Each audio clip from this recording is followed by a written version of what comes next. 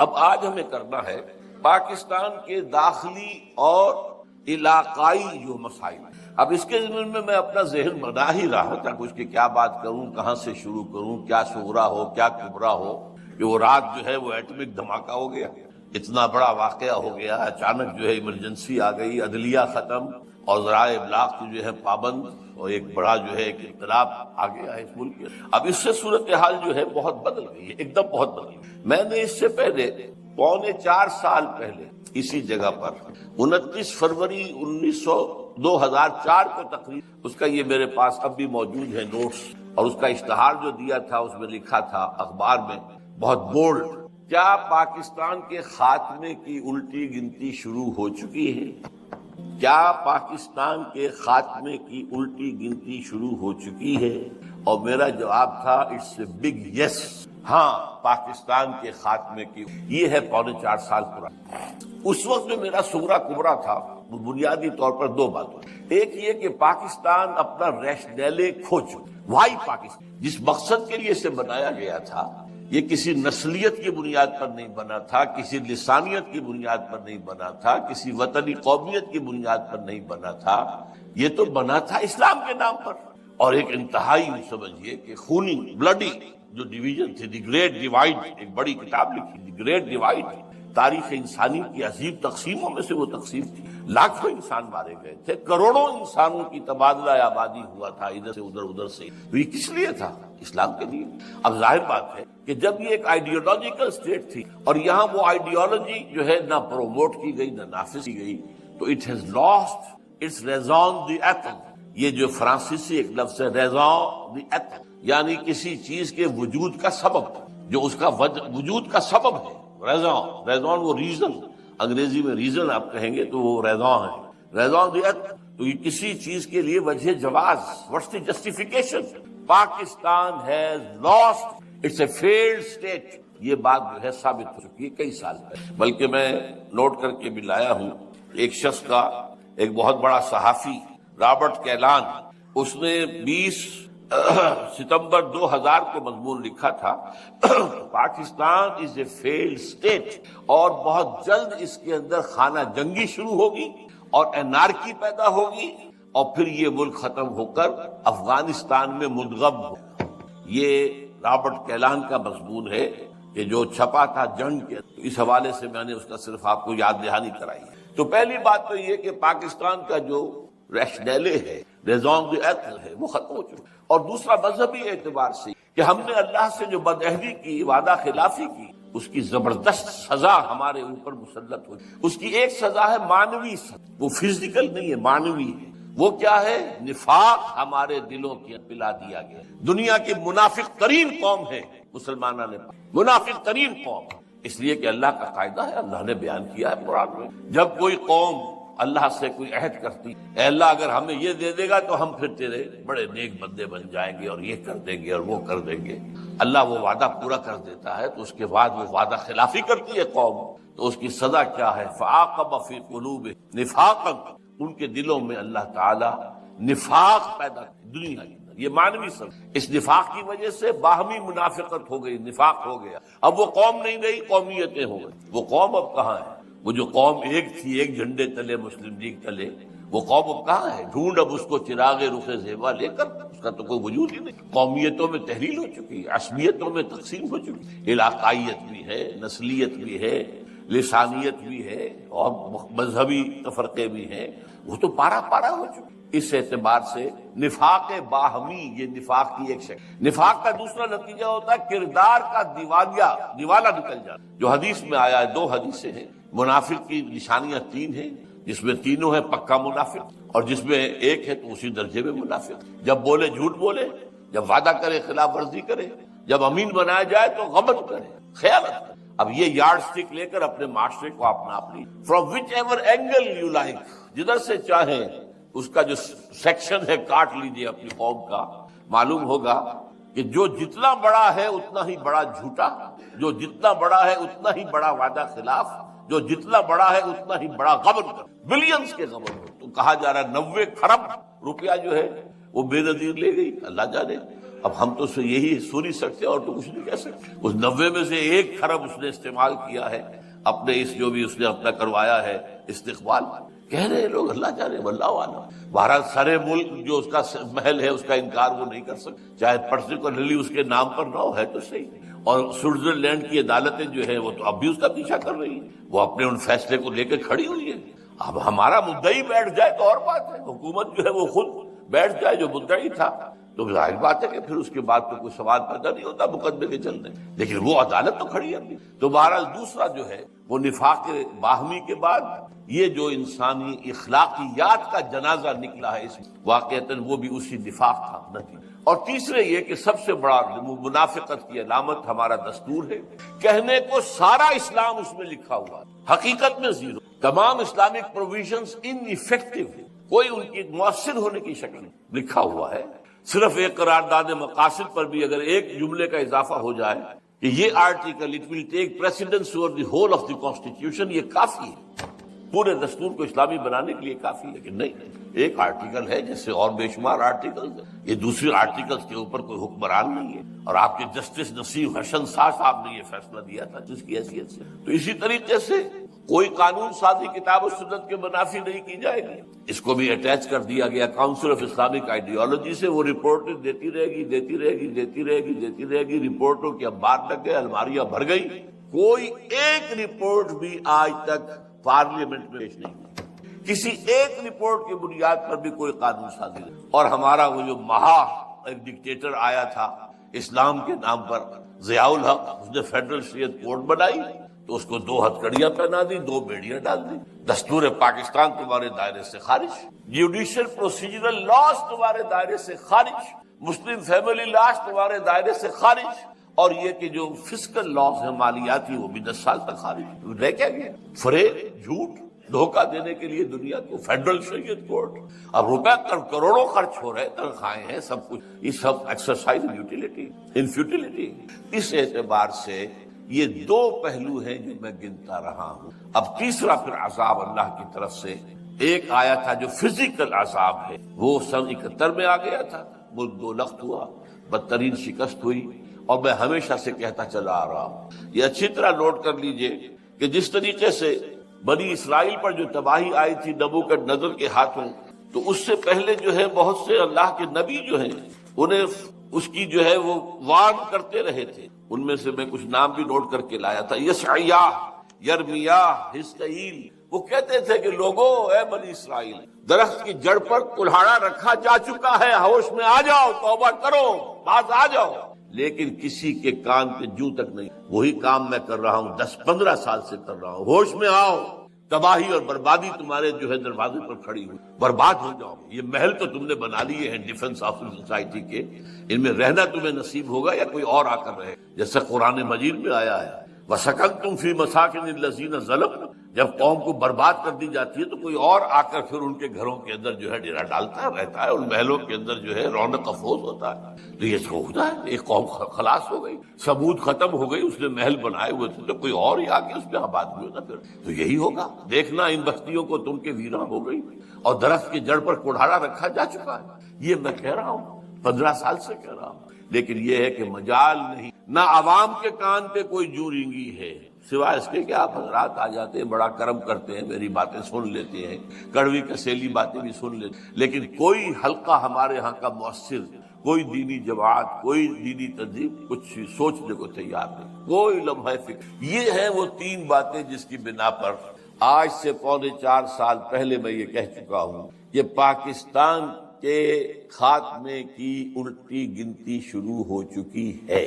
اب آج جو کچھ میں کہہ رہا ہوں آپ سے وہ یہ ہے کہ آج محسوس ہوتا ہے کہ وہ گھڑی بالکل سر پر آ گئی. تباہی عین ہمارے دروازے پر آ کر دستک دے. ایک آتش فشاں ہے جس پر کہ اس وقت ملک بیٹھا ہوا. یہ پھٹے گا تو کیا ہوگا اس کا آپ اندازہ نہیں کر سکتے. آپ غور کیجئے. اب ذرا میں چاہتا ہوں کہ پاکستان کا خارجی جو ہمارے علاقائی معاملات ہیں اور پھر داخلی جو حالات ہیں ان کا ایک جائزہ اس وقت. سب سے پہلے یہ کہ ہماری سب سے لمبی سرحد بھارت کے ساتھ ہے. بھارت پیدائشی ہندو نے پاکستان کو دل سے ہرگز ہرگز ہرگز تسلیم نہیں. ہر ہندو کے دل میں ناسور ہے پاکستان. ہماری بھارت ماتا کے تو گو ماتا کے ٹکڑے ہو جائے تو بھارت ماتا کے ٹکڑے ڈراتے ہیں. ناسور ہے ان کے. اور وہ گھات میں جیسے سن 71 میں ہوا تھا، جو صورتحال ہماری غلطیوں اور حماقتوں سے مشرقی پاکستان میں پیدا ہو گئی، اس کا بہترین فائدہ اٹھایا بھارت نے. اس زمانے میں میں تو بہرحال اس وقت بھی اپنے شعور کے دور میں تھا زندگی. سبرامنیم ان کا ایک بہت بڑا جو ہے مشیر تھا سیاسی. اس نے کہا تھا this is the chance of the century. یہ صدی کا موقع ہے، اسے استعمال کرو، مت جانے دو اس کو ہاتھ سے. توڑ دو پاکستان، توڑ دی. تو وہ تو گھات میں، وہ اس گھات میں ہے بلکہ انتظار میں ہے کہ کب یہ پاکستان اپنے اندرونی خلفشار کی وجہ سے خود ہی گرے، اور پھر ہم تو جائیں گے وہاں پر حالات کو سنبھالنے کے لیے. ارے بڑی بدامنی ہو گئی ہے، بڑا حالات خراب ہو گئے ہیں. ہم اس ملک کی اس علاقے کی ایک ریجنل سپر پاور ہیں، چھوٹی سی سپر پاور تو ہے. تو ہمارے ذمے ہے کہ وہاں جا کر لوگوں کو جو ہے وہ اس فساد سے، اس خانہ جنگی سے، اس تباہی سے، اس ہلاکت سے، اس بربادی سے نجات دلائیں. وہ تو نجات دہندہ کی حیثیت سے آئیں گے. اب آپ کو معلوم ہے کہ ہندو اگرچہ، میں آپ سے کہہ چکا ہوں، میں ہندوستان جو 2 سال پہلے رہ کے آیا تھا، کہ اب وہ مذہبی منافرت وہاں اتنی نہیں ہے جتنی پہلے کبھی ہو. وہ مسلمان کو تو گوارا کرنے کو چاہیے، پاکستان کو گوارا کرنے کو. مسلمان رہے چلے. پہلے تو خیر ان کے ہاں بہت زور شور تھا کہ ہندوستان کو پاک کرو ان مسلمانوں سے. ملیچ ہیں، ناپاک ہیں. ان ملیچوں سے، ان کے وجود سے ہماری جو پوتر زمین ہے بھارت کی، اس کو پاک کرو. اس کے بڑے لمبے چوڑے منصوبے تھے. باقاعدہ کمیشن بھیجے گئے تھے کہ جاؤ اور اسپین میں تحقیقات کر کے آؤ کہ اسپین میں 500 سال پہلے جو مسلمانوں کا خاتمہ کیا گیا تھا، کہ کوئی ایک بچہ تک باقی نہ رہا، وہ کیسے کیا گیا. گو اینڈ اسٹڈی، تاکہ ہم وہی طریقے اختیار کریں. یہ ہوتا. اب میرے اندازے میں ذرا سی صورت، ایک شخص کا کارنامہ، وہ یہودی فتنہ گر، وہ روح مزدق کا مروز، ہر تباہ ہونے کو ہے اس کے جنوں سے تار تار. اسی طرح وہ عبداللہ ابن سبا یہودی فتنہ گر. آج اہل تشیع میں سے بعض حضرات کہتے ہیں کہ یہ عبداللہ ابن سبا یہ تو افسانوی شخصیت ہے، اس کی حقیقت کوئی تھی ہی نہیں. حالانکہ ان کی اپنی کتاب میں رجال کشی کے اندر اس کا ذکر موجود ہے. اور یہ بھی موجود ہے کہ حضرت علی رضی اللہ تعالیٰ عنہ نے اپنے عہد خلافت میں اسے زندہ چلوایا ہے. اس کی وجہ کیا تھی؟ یہ آیا مدینے کے اندر اسلام کا لبادہ اوڑھ کر اس نے چند عقیدوں کی اشاعت شروع کی. سب سے پہلے حضرت علی تو خدا ہیں، گاڈ انکارنیٹ، اوتار کا تصور. جیسے ہندوؤں میں ہے رام چندر جی خدا کا اوتار، اور عیسائیت میں بھی پہلے گاڈ انکارنیٹ کا تصور تھا کہ حضرت مسیح خدا کا اوتار، انکارنیشن آف گاڈ. تو اس نے کہا کہ حضرت علی تو خدا کا اوتار ہے، خدا ہے. نمبر 2، اس نے کہا کہ ہر نبی کا ایک وصی ہوتا ہے جس کے حق میں وہ وصیت کرتا ہے. تو حضور صلی اللہ علیہ وسلم کی وصی حضرت علی ہے، لہذا خلیفہ تو اول روز سے حضرت علی ہے. حضرت ابو بکر، حضرت عمر، حضرت عثمان، یہ تو غاصب ہے.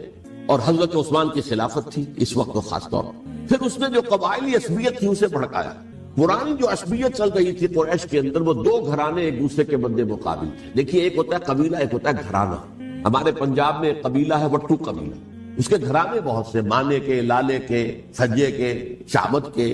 یعنی کوئی لالا تھا، ان میں سے بڑا، ان کے بیٹے ہو گئے لالے کے، ان کی اولاد، خاندان یہ کہلاتے ہیں. قبیلہ ہے یہ وٹو قبیلہ. تو قبیلہ تھا قریش، اس میں گھرانے بہت تھے، بنو ہاشم، بنو امیہ، بنو تیم، بنو عدی، یہ بہت سے گھرانے تھے. تو چوٹی کے 2 گھرانے جو تھے وہ بنو ہاشم اور بنو امیہ، ان کے درمیان چپقلش تھی، مقابلہ، مسابقت. اور یہ مسابقت فی الخیر بھی ہوتی تھی. اگر انہوں نے غریبوں کو کھانے کھلائے ہیں تو ہم ان سے بڑھ کر کھلائیں گے، اگر وہ حاجیوں کی خدمت کرتے ہیں تو ہم ان سے بڑھ کر کریں گے. تو ان کے اندر یہ مسابقت فی الخیر بھی تھی، لیکن چپقلش تھی کہ کوئی ہم سے آگے نہ نکل جائے. وہ سمجھتا تھا وہ آگے نہ نکل جائے. پر اس شخص نے اس پرانی عصبیت کو تازہ کیا کہ حضور تو بنو ہاشم میں سے تھے، لہذا خلافت حق ہے بنو ہاشم، یہ غاصب ہو. اس سے پہلے 2 خلفاء جو تھے وہ نہ بنو ہاشم سے تھے نہ بنو امیہ سے. حضرت ابو بکر بنو تیم میں سے تھے، چھوٹا قبیلہ تھا. حضرت عمر بنی عدی میں سے تھے، وہ بھی چھوٹا قبیلہ تھا. یہ حضرت عثمان پہلے خلیفہ جو بنو امیہ میں سے تھے، جن کی پرانی چپقلش بنو ہاشم سے تھی. اب اس کو موقع مل گیا کہ پرانی قبائلی عصبیت کو بھڑکائے. یہ ہے اصل میں اس فتنے کا پس منظر عبداللہ ابن سبا نے جو آ کر پھیلایا.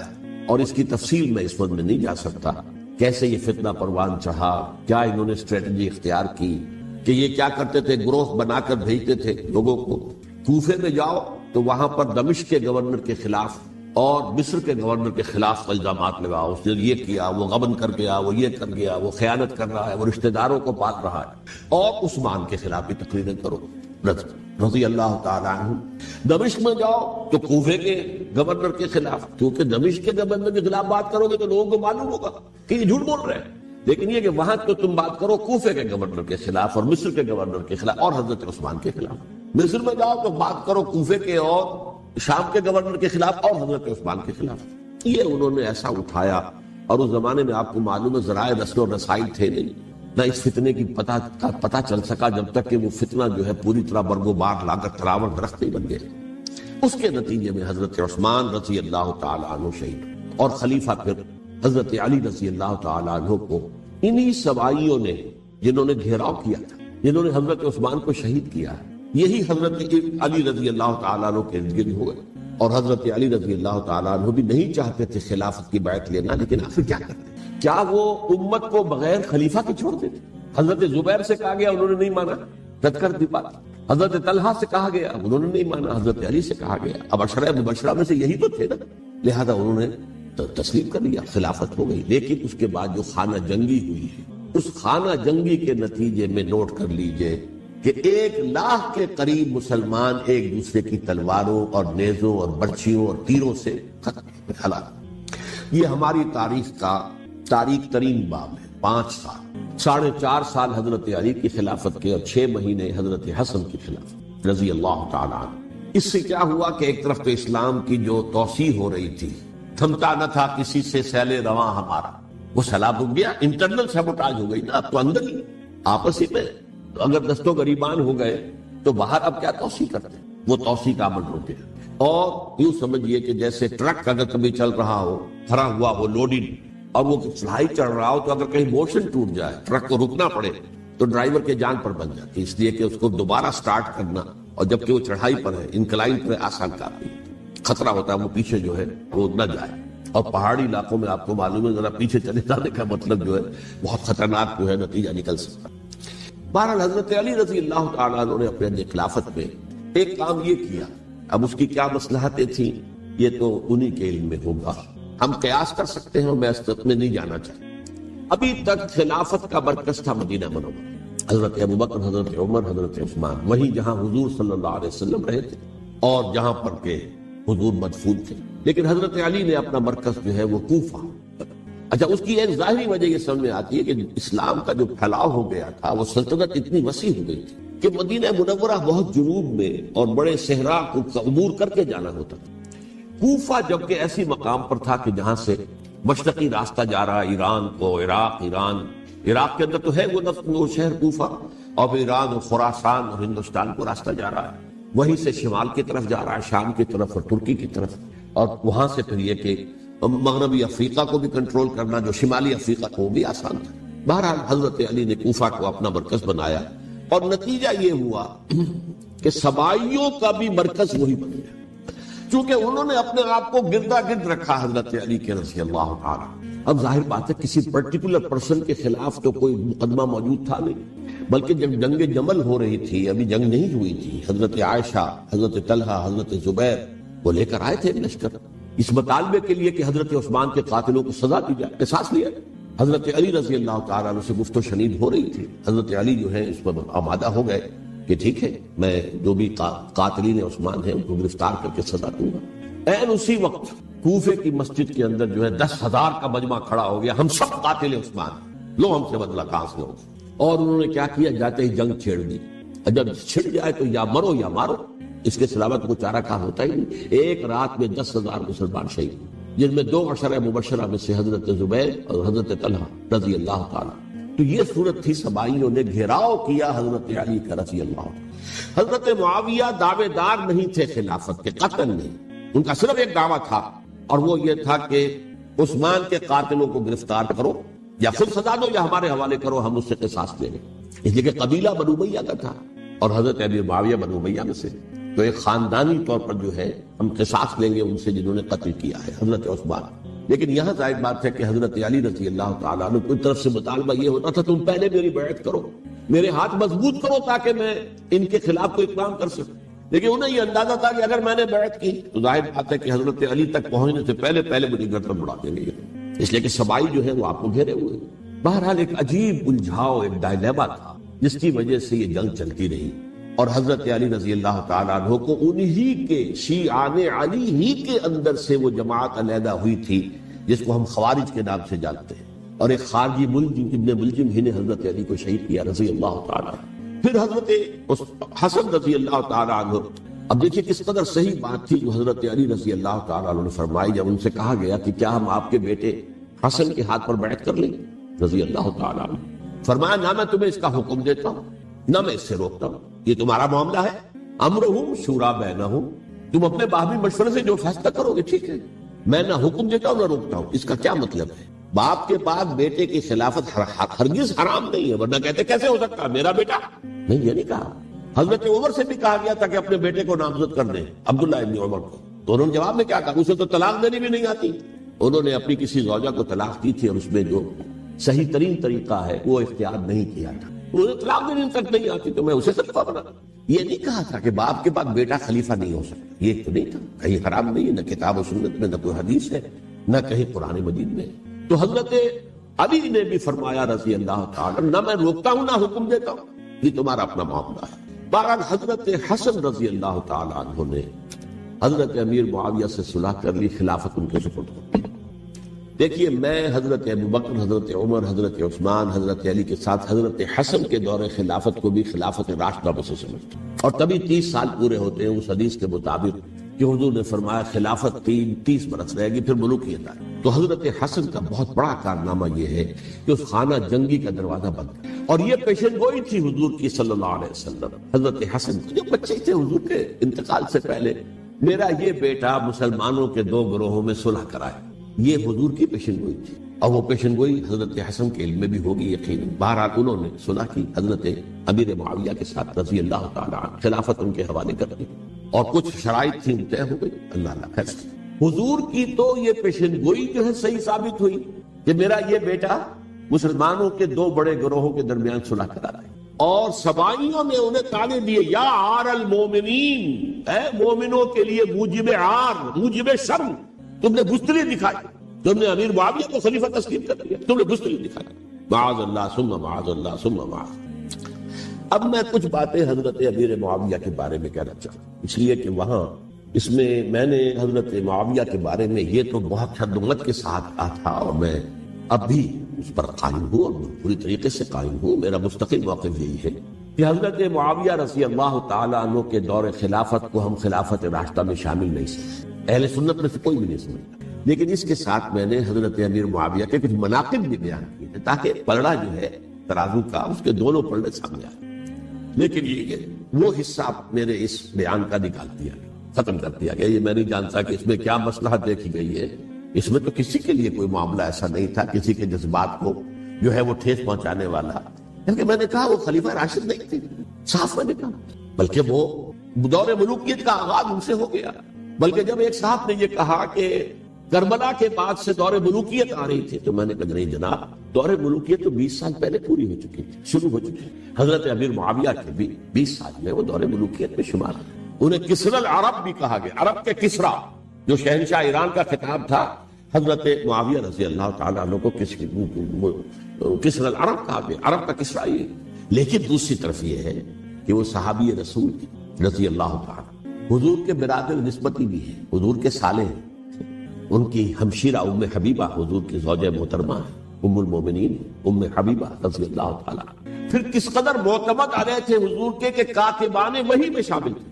وحی کی کتابت کرنے والے چند لوگ تھے جنہیں کہ حضور کہتے تھے کہ اب یہ آیت لکھ لو، ان میں سے ایک امیر معاویہ رضی اللہ تعالیٰ. تو بڑے توازن کی ضرورت ہے. دیکھیے صحابہ کرام کا جہاں تک تعلق ہے، اہل سنت کا موقف یہ ہے کہ صحابہ کلہم عدول، صحابہ سب کے سب نیک نیت ہے، اور ان کی روایت جو ہے قبول کی جائے گی، رد نہیں کی جائے گی، ان پر کوئی جرح و تعدیل نہیں ہوگی، اس لیے کہ ان کا تزکیہ محمد رسول اللہ صلی اللہ علیہ وسلم نے کیا. لہذا یہ تو ہو سکتا ہے کہ کسی صحابی سے کوئی خطا ہوگی، لیکن وہ خطا اجتہادی ہوگی، نیت کی خطا تھی، نیت کی غلطی نہیں. اگر کسی صحابی کی نیت پر حملہ کیا جائے تو یہ اصل میں طعن ہے، حملہ ہے حضور پر کہ وہ تربیت دے نہیں سکے اپنے ساتھیوں کو، معاذ اللہ ثم معاذ اللہ ثم معاذ اللہ، وہ تزکیہ کر ہی نہیں سکے۔ 3 جگہ جو قرآن میں آیا ہے یتلو علیہم آیاتہ ویزکیہم، تو کیا تزکیہ کیا؟ اگر ان کے قریب ترین ساتھی جو تھے، اگر ان کے اندر بھی بدنیت تھی اور دنیا کی طلب تھی اور دنیا کے اندر اقتدار حاصل کرنے کا جذبہ تھا، تو پھر کیا تزکیہ کیا؟ معاذ اللہ ثم معاذ اللہ۔ لہذا صحابہ سب کے سب عدول ہیں اور ان سے اختلاف ممکن ہے، لیکن ان کی نیت پر حملہ نہیں ہو سکتا۔ تو حضرت امیر معاویہ کی شخصیت ایک چیز ہے، آپ کا دور خلافت دوسری چیز ہے۔ شخصیت کے اعتبار سے صحابی رسول ہے، برادر نسبتی ہے حضور کے صلی اللہ علیہ وسلم، اور پھر یہ کہ اس قدر معتمد علیہ ہے صحابہ میں سے کہ وہ کاتبان وحی، یہ عام آدمی کے کرنے کا کام نہیں تھا جو وحی کی کتابت کرے، اللہ کے کلام کی۔ البتہ یہ ہے کہ جیسا کہ میں نے عرض کیا، ان کا دور خلافت میں راستہ نہیں ہے، وہ ملوکیت کا دور ہے۔ یہ میں نے جیسا کہ عرض کیا، میں نے ایک صاحب نے جب یہ کہا کہ ملوکیت شروع ہو رہی تھی، میں نے کہا شروع نہیں ہو رہی تھی، ملوکیت تو 20 سال پہلے شروع ہو چکی تھی۔ اسی طریقے سے ایک صاحب نے کہا تھا کہ اسلام کو قائم کرنے کے لیے حضرت حسین میدان میں آئے، میں نے کہا یہ بھی غلط ہے، اسلام تو 60 سال پہلے قائم ہو چکا تھا۔ نبی اکرم صلی اللہ علیہ وسلم کے دستے مبارک سے اسلام قائم ہو گیا، جاء الحق وزهق الباطل ان الباطل کان زهوقا، پھر 30 برس تک وہ کامل شکل کے اندر قائم رہا۔ تو اسلام جو ہے وہ در حقیقت اب قائم کرنے والی بات نہیں تھی، البتہ اس کے اندر زوال شروع ہو گیا تھا۔ اس زوال کے عمل کو روکنے کے لیے حضرت حسین میدان میں، یہ چیز کو صحیح تاریخی پرسپیکٹو میں رکھنا، تو جس طرح سے دین کو قائم کرنے کے لیے دیکھیں، قائم تو کیا محمد رسول اللہ صلی اللہ علیہ وسلم والذین معہ رضی اللہ تعالی عنہ، انہوں نے کیا۔ ہاں اب جو ہے وہ اپنی اس شاندار حیثیت سے نیچے گرنے لگا تھا، وہ میں بعد میں عرض کروں گا کہ میں نے اس سے کیا عرض کیا تھا کہ یہ اس زوال کو روکنے کے لیے کسی طریقے سے یہ اپنی اصل حقیقت میں قائم رہے، یہ حضرت حسین رضی اللہ تعالیٰ عنہ کی سعی تھی۔ اچھا، حضرت امیر معاویہ کے جو 20 سال ہیں وہ پورے امن، سکون، اطمینان، کوئی جھگڑا، کوئی فساد، کوئی اختلاف، کوئی باہمی خانہ، کچھ 20 سال، یہ بھی تاریخ کی بڑی چشم کشا حقیقت ہے جو عام طور پر لوگوں کے علم میں نہیں ہے۔ سبائی بھی دبکے رہے، حضرت امیر معاویہ کی حکومت اتنی مضبوط تھی، کنٹرول، کہ ان کو کچھ سر اٹھانے کا موقع دیا، موجود تھے دبکے رہے۔ جیسا کہ میں نے کہا، ریولوشن کے آخری مرحلے پر آ کر جو مخالفین ہیں وہ دب جاتے ہیں کہ پھر دیکھیں گے موقع ملے گا تو پھر لیں گے ان سے حساب کتاب۔ 20 سال رہے ہیں پورے امن کے۔ 10 سال کے بعد یعنی درمیان میں ہے حضرت امیر معاویہ کا عہد خلافت۔ ایک صحابی جو کہ بزرگ صحابہ میں سے ہے، مغیرہ ابن شعبہ رضی اللہ تعالی عنہ، وہ آتے ہیں اور وہ کہتے ہیں کہ دیکھیے امیر المومنین، کتنی بڑی خانہ جنگی رہی تھی مسلمانوں کی آپس میں، اور اب بھی اگر آپ کسی کو نامزد کیے بغیر چھوڑ گئے امت کو تو پھر خانہ جنگی ہو جائے۔ 1 لاکھ اس وقت جو ہے وہ ہلاک ہوئے تھے، نہ معلوم اب کتنے ہلاک۔ لہٰذا آپ اپنی زندگی ہی میں نامزد کر دیجئے کسی کو خلیفہ، ولی عہد بنا۔ حضرت امیر معاویہ نے ابتداءً جو ہے انکار کیا نہیں، لیکن ان کے دلائل ایسے تھے وزنی، اور میں سمجھتا ہوں کہ وہ بات صحیح تھی جو مغیرہ ابن شعبہ نے کہی، اس لیے کہ اب صحابہ کرام میں سے جو کبار صحابہ تھے وہ تو سب دنیا سے رخصت ہو چکے تھے۔ اب تو یا صغار صحابہ رہ گئے تھے جو حضور کے زمانے میں بچے تھے، حضرت حسن، حضرت حسین، عبداللہ ابن زبیر، یہ بچے تھے نا، یا تو وہ تھے، اور یا بالکل نو مسلم تھے، اور نو مسلموں میں بڑی تعداد وہ تھی جو ایرانیوں کی تھی، شامیوں کی تھی، ادھر کی تھی، ادھر کی تھی، تو ان کو تو ظاہر بات ہے کہ تربیت نبوی سے کیا خلافت راشدہ سے بھی اکثر و بیشتر کو کوئی حصہ ملا ہی نہیں۔ تو اس صورت میں اب وہ اعلیٰ ترین معیار پر حکومت کے نظام کو قائم کرنا ممکن نہیں ہے۔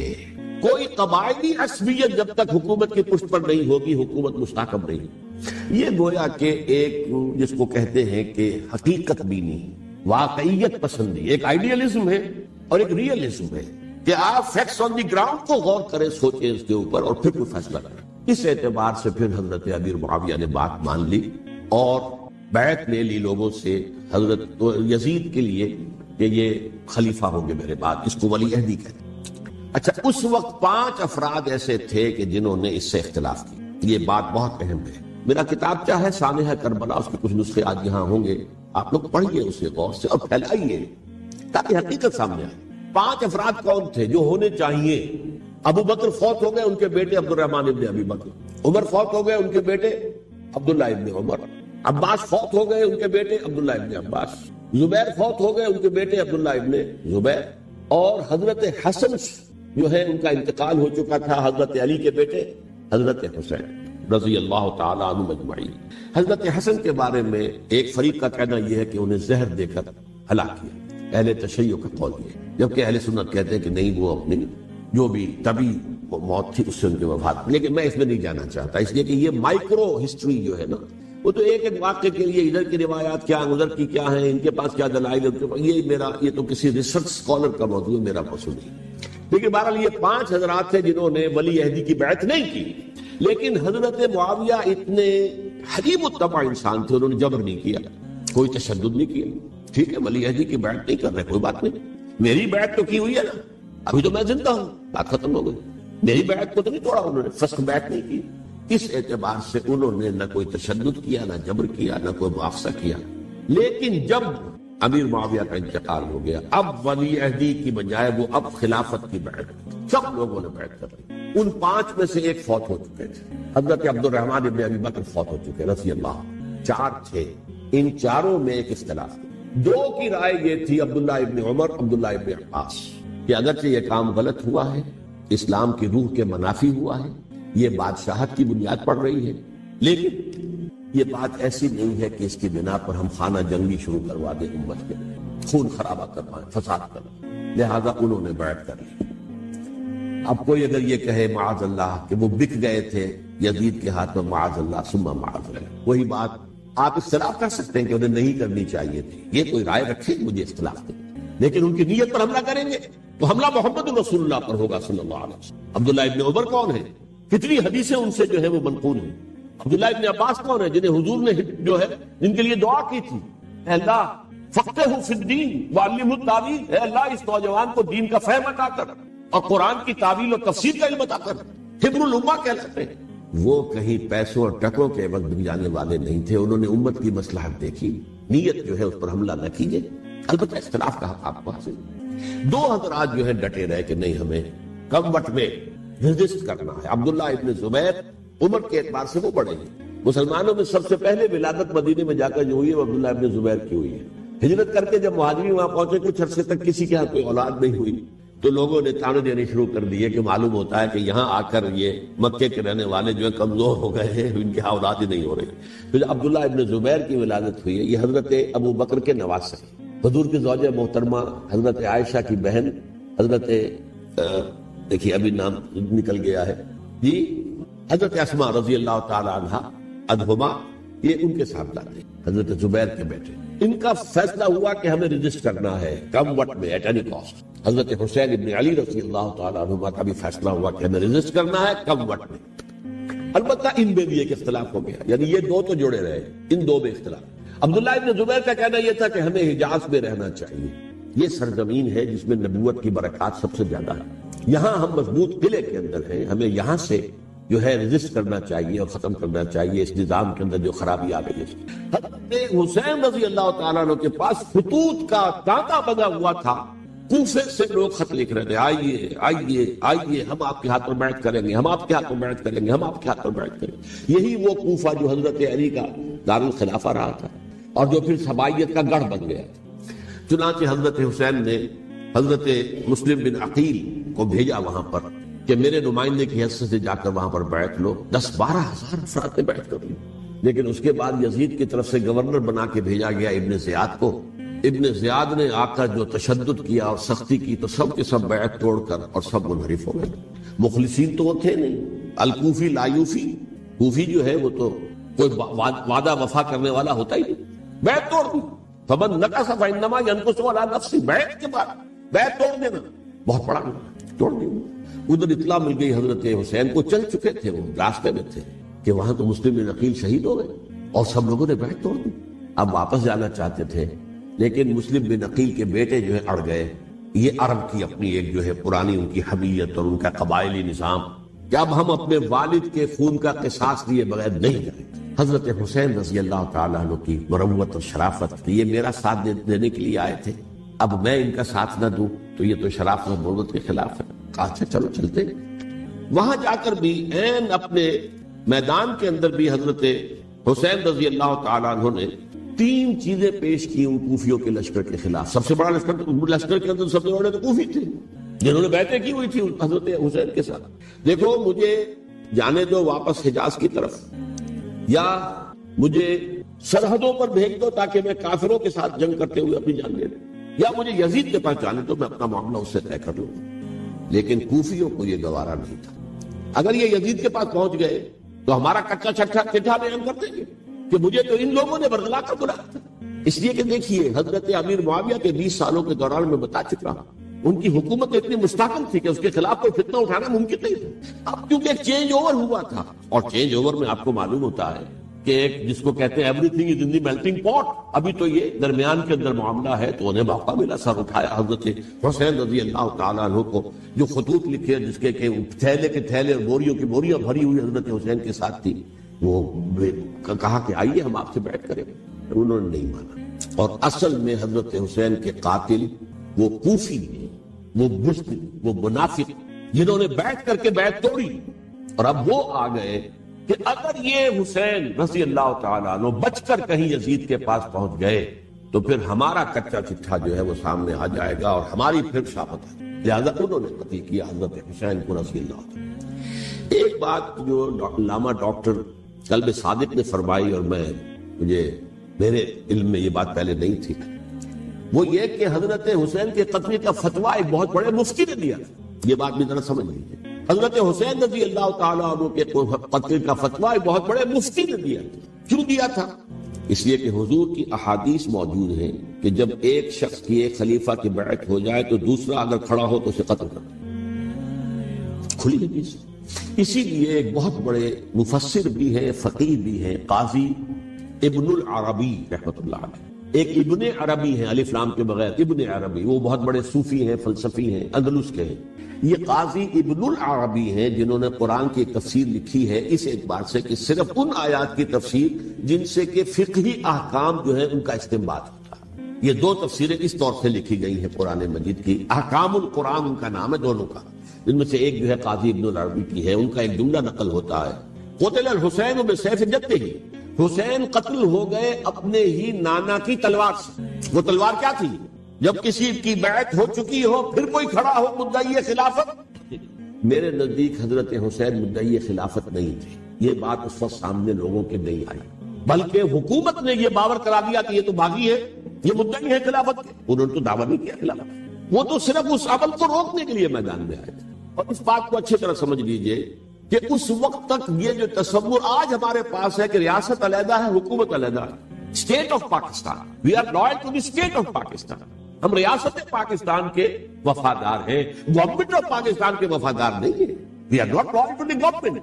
گورنمنٹ تو کبھی بے نظیر کی تھی، ہم اس کے خلاف تحریک چلا رہے تھے، یا کبھی کسی اور کی تھی اس کے خلاف تحریک چل رہی ہے، یا کبھی ضیاء الحق کی تھی اس کے خلاف تحریک چل رہی ہے. گورنمنٹ کو بدلنا تو عوام کا حق ہے. آج اس وقت نہیں تھا.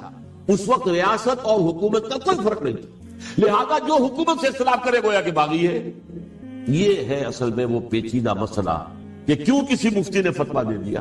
اس لیے کہ اس وقت تک ریاست اور حکومت کا فرق واضح نہیں تھا دنیا پر. یہ تو ابھی کو 100-150 سال کی بات ہے کہ آج ہمارا جو پولیٹیکل سائنس کا ایولیوشن ہوا ہے وہ اس اسٹیج تک پہنچ گیا ہے کہ اسٹیٹ علیحدہ ہے، حکومت علیحدہ ہے. حکومت تو اسٹیٹ کے 3 آرگنز میں سے ایک آرگن ہے. ایڈمنسٹریشن حکومت کی ہے، جوڈیشری ہے اور لیجسلیچر ہے. 3 آرگنز ہے بڑے بڑے، ان میں سے ایک ہے. تو حکومت کو بدلنا تو عوام کا حق ہے، چاہے وہ ووٹ کے ذریعے بدلے، چاہے ایجوکیشن. اگر پورا من ایجوکیشن ہے اس سے حکومت کو بدلنے کا حق حاصل ہے دستوری طور پر ہر اعتبار سے. اس وقت یہ نہیں تھا. لہذا صورتحال یہ بن گئی کہ حکومت وقت نے باور کرا دیا مسلمانوں کو. ورنہ سوچئے نواسہ رسول کو قتل کرنا کوئی آسان کام تھا. آخر سب کلمہ گو تھے کہ نہیں تھے؟ کلمہ گو تو تھے اور حضور سے عقیدت اور محبت میں کمی. لیکن یہ کہ فتویٰ اگر ایک بہت بڑے مفتی کا، جو کہ حضرت علامہ ڈاکٹر قلب صادق صاحب نے فرمایا، مجھے اس مفتی کا نام بھی معلوم نہیں، کہ ایک مفتی کا فتویٰ تھا جس کے بنا پر اب ان لوگوں نے حضرت حسین کو قتل کیا. اور یہی وجہ ہے کہ انہوں نے پھر خیموں کو بھی آگ لگا. بھائی حالانکہ دیکھیے اگر دشمنی کا انتقام ہوتا تو حضرت علی بن حسین جو بیمار تھے، جو بعد میں زین العابدین رحمت اللہ علیہ کے نام سے پھر یہ اہل تشیع کے 4تھے امام معصوم ہیں، حضرت علی، حضرت حسن، حضرت حسین اور پھر حضرت علی بن حسین زین العابدین رحمت اللہ علیہ، کیا کو بھی قتل کرتے تھے؟ حضرت حسین کی نسل ختم ہو جاتی، لیکن نہیں کی. آگ کیوں لگائی؟ آگ اس لیے لگائی کہ وہ جو ڈاکومنٹری پروف ہے ہماری غداری کا، یزید کے خلاف حضرت حسین کو جو ہم نے دعوت دی، وہ جو ڈاکومنٹری پروف خطوط کی شکل میں موجود ہے وہ ختم ہو جائے، ڈسٹرائے۔ اس کے لیے انہوں نے خیموں میں آ۔ بہرحال یہ ہے تاریخی پس منظر، یہ اسی سبائی فتنے کا تسلسل ہے جس نے سب سے پہلے حضرت عثمان کی جان لی رضی اللہ تعالیٰ۔ 5 سال تک مسلمانوں میں خانہ جنگی رکھی، حضرت علی کو پھر شہید کیا، اور اس کے بعد جو ہے 20 سال حضرت امیر معاویہ کے تو سر نہیں اٹھا سکے، لیکن پھر جب ایک چینج اوور ہو رہا تھا تو اس وقت انہوں نے موقع غنیمت سمجھا کہ اب کھڑے ہو جاؤ اور اب دوبارہ ایک فتنہ جو ہے اس کو امت کے اندر پیدا کر دو۔ اچھا، اس معاملے میں ایک بات جو میں نے وہاں کہی کہ ہمارے ہاں شاعرانہ جو مبالغہ آمیزی ہے، یہ میری گفتگو کا حصہ انہوں نے حذف کر دیا، اور میں نے ایک سنی شاعر بہت بڑے عالم جن کے حوالے سے آج بھی میری تقریر ہوگی خالد جناح ہال میں، مولانا محمد علی جوہر کے ایک شعر کے حوالے سے کہا کہ قتل حسین اصل میں مرگ یزید ہے، اسلام زندہ ہوتا ہے ہر کربلا کے بعد۔ میں نے کہا بالکل محمل شعر ہے، اسلام مرا ہی نہیں تھا، زندہ ہونے کا کیا سوال؟ اور اگر کسی درجے میں مزمحل یا زخمی ہوا تھا تو وہ تو رہا، کربلا کے بعد بھی رہا، یزید کی حکومت بھی رہی، بنو امیہ کی حکومت بھی چلی، کوئی تبدیلی تو نہیں آئی۔ یہ کیا کہہ رہے ہیں کہ اسلام زندہ ہوتا ہے کربلا کے بعد؟ اسلام مرا نہیں تھا۔ جیسے میں نے یہ کہا کہ ملوکیت جو ہے وہ اب تک شروع نہیں ہوئی، ملوکیت تو 20 برس پہلے شروع ہو چکی تھی حضرت امیر معاویہ کی، لیکن ظاہر بات ہے کہ حضرت حسن نے، حضرت حسین نے اس کو قبول کیا، اور حضرت حسین نے تو پھر 10 سال تک ولی عہدی جو تھی چاہے بیعت نہیں کی لیکن اس کے خلاف میدان میں آ کر چیلنج تو نہیں کیا۔ اس اعتبار سے یہ معاملہ جو ہے اسلام زندہ ہوتا ہے کربلا کے بعد، یہ بے تکی بات ہے۔ ہاں، حضرت شاہ اسماعیل شہید رحمۃ اللہ علیہ کی اگر میں